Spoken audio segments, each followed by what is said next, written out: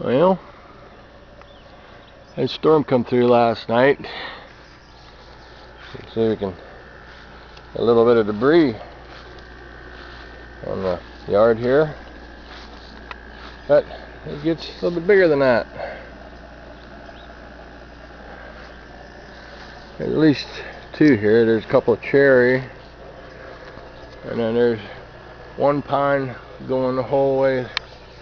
Actually, it came from up there, and then we got another one underneath it. It blew down from back in there somewhere. So I think I got a little bit of work to do today. You can see up in the gutter there, it's a little bit bent.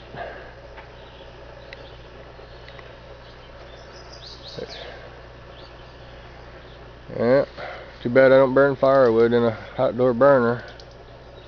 And it looks like our little apple tree right behind there might have got mangled a little bit too. So, oh well, maybe it won't be so hot today. Yeah, they were pretty good sized trees. Could have been worse.